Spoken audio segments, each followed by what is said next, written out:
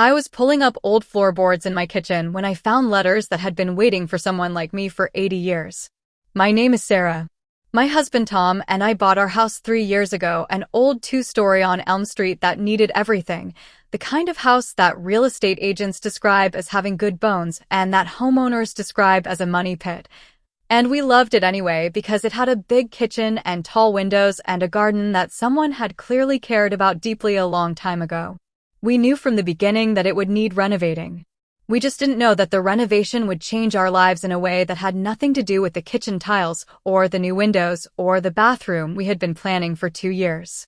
It was a Tuesday in March. Tom was at work and I had taken the day off to oversee the contractor who was supposed to start pulling up the old kitchen floor.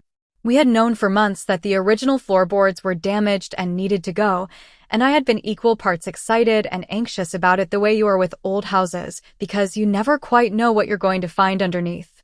The contractor's name was Joe, and he had been doing this for 30 years, and he had the particular calm of a man who had seen everything a house could hide and was no longer surprised by any of it. He was wrong to be calm that morning. I was in the next room making coffee when Joe called out to me. Not urgently, not with alarm, just, "Hey, come look at this," in a tone that was curious rather than worried.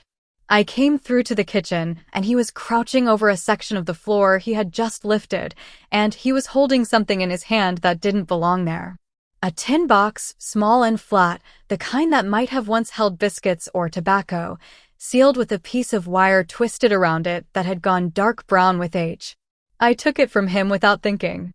It was lighter than I expected, and something shifted inside it when I tilted it, a soft rustling that told me there was paper in there, and my heart did something strange in that moment. Not quite fear, not quite excitement, but something in between that I still don't have the right word for. Joe went back to the floorboards. I sat down at the kitchen table with the tin box and I untwisted the wire very carefully because even then, before I knew what was inside, I understood instinctively that this was something that deserved to be handled gently. Inside there were 7 letters. They were folded twice and wrapped in a piece of oilcloth that had kept them mostly dry over the decades, and the paper was yellowed and fragile at the edges, but the handwriting was still clear. The letters were written in English, but with the particular careful precision of someone who had learned the language as a second tongue, every word chosen deliberately, every sentence formed with effort. There was a date on the first letter. January 1943. I read the first letter standing at my kitchen table in my house on Elm Street on a Tuesday in March, and by the time I reached the end of the second page, I was sitting on the floor. The letters were written by a girl named Miriam. She said she was 9 years old when she wrote the first one and 11 when she wrote the last. She wrote in the careful present tense of a child who had been told to write down everything she remembered while she still remembered it clearly, and what she remembered was this house. This kitchen. The space beneath the floorboards where her family had hidden for 14 months while a man named Willem Hofer had kept them alive.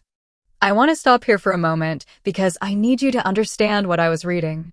This was not a house I had lived in for generations.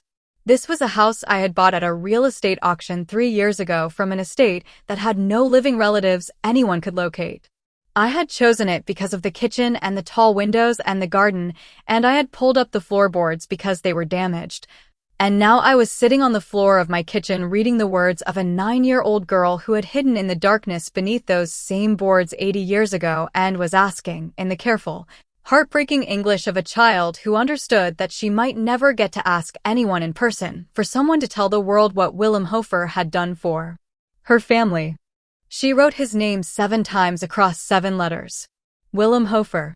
She described him as an ordinary man, a carpenter who had lived in this house and who had no particular reason to risk everything for strangers except that he had a conscience and a hiding place, and he used both. She wrote about how he brought food at night, tapping 3 times on the board so they knew it was him. She wrote about how her little brother was sick one winter and Willem had found medicine somehow without anyone knowing why he needed it. She wrote about how her mother cried quietly so as not to make noise, and how Willem used to leave flowers on the top of the board sometimes, just small wildflowers, so that her mother would find them when she lifted the board in the morning and know that the world still had beauty in it somewhere. She wrote, "I do not know if we will survive. I do not know if Willem will survive. But if someone finds these letters someday, I want them to know his name. Willem Hofer saved us. He was not a soldier or a hero by anyone's official measure. He was a carpenter who lived on Elm Street, and he saved my family because he could and because he chose to, and that is everything. I sat on the floor of my kitchen for a long time after I read that. And then I picked up my phone. I didn't know where to start. That's the honest truth of it. I sat on my kitchen floor with 7 letters in my lap and a tin box beside me, and I thought about what you do when you find something like this, who you call, where you go. How you even begin to look for a 9-year-old girl who would now be in her late 80s if she was still alive at all.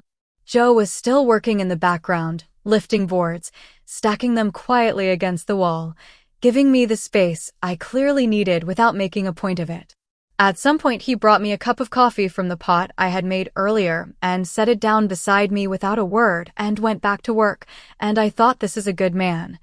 And I thought about Willem Hofer leaving wildflowers on a board in the darkness so a woman could find them in the morning, and I pressed my hand flat against the old wood of the floor and stayed very still for a moment.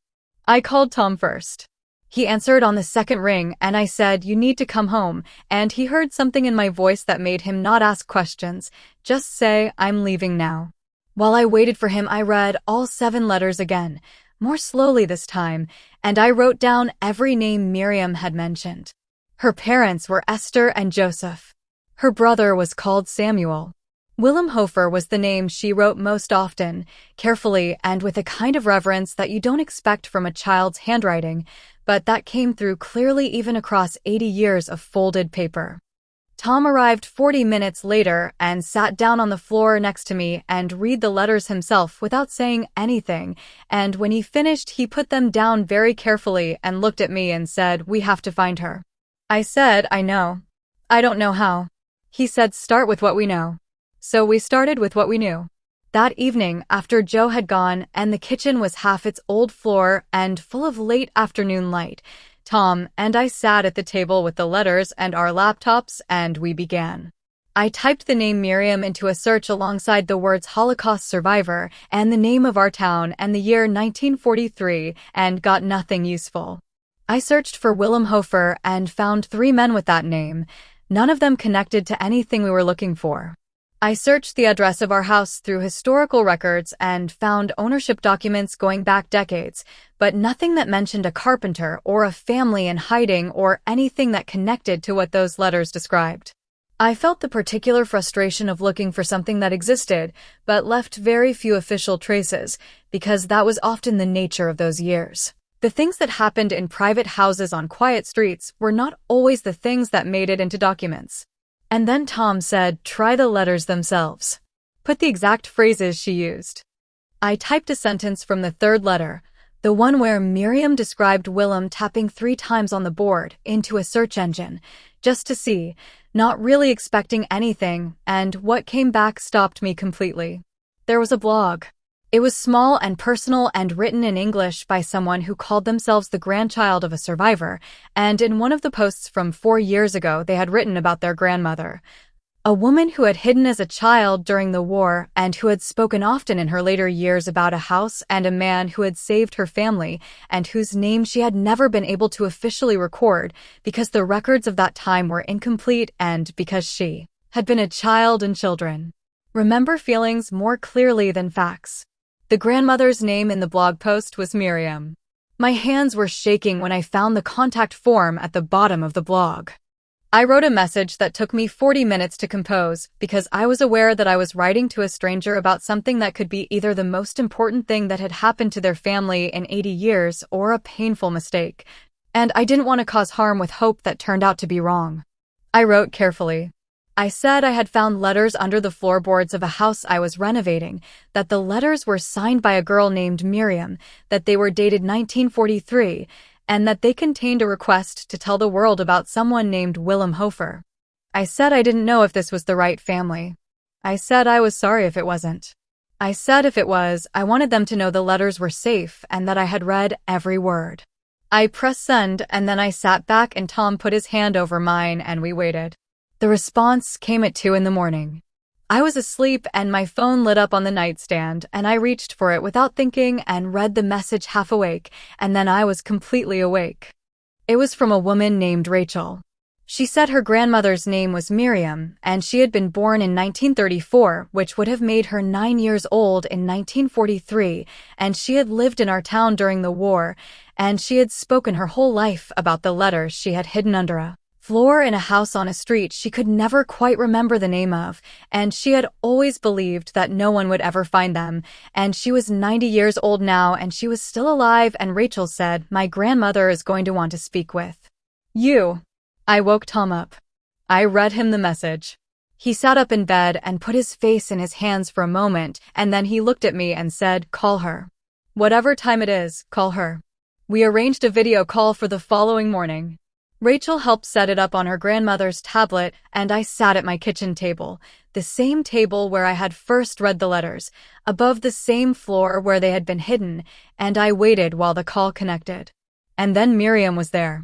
She was small and white-haired and very upright in her chair, and she was looking at the camera with eyes that were sharp and dark and absolutely present, and when she saw me she said in careful English that still carried the particular cadence of her first language, "You found my letters." I said, "I found your letters." She was quiet for a moment, and then she said, Tell me everything you read." So I did. I read her own words back to her across 80 years and a video call connection, and she sat very still and listened to all of it, and when I read the part about the wildflowers her eyes closed for a moment and she pressed her hand flat against her chest, and I stopped reading and waited. She said, "I was afraid no one would ever know about Willem. He died in 1951 and he never told anyone what he had done. He was that kind of man.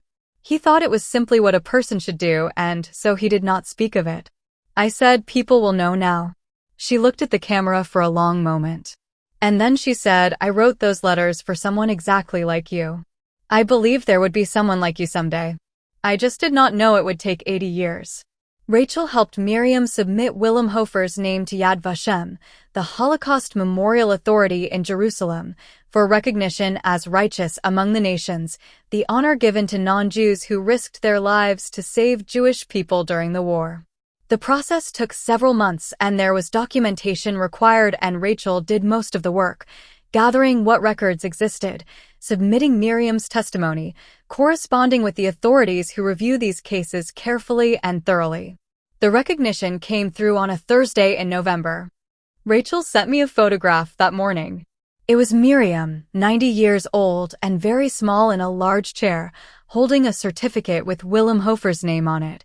And she was looking directly at the camera, and she was smiling in the way that people smile when something has been resolved that they carried for a very long time. Rachel wrote underneath the photograph, "She says to tell you that Willem would have said this was unnecessary. She says to tell you she disagrees." I printed the photograph and put it in a frame, and it sits on my kitchen windowsill now, above the new floor we laid after the renovation, above the space where the tin box waited 80 years for someone to lift the right board on the right Tuesday in March.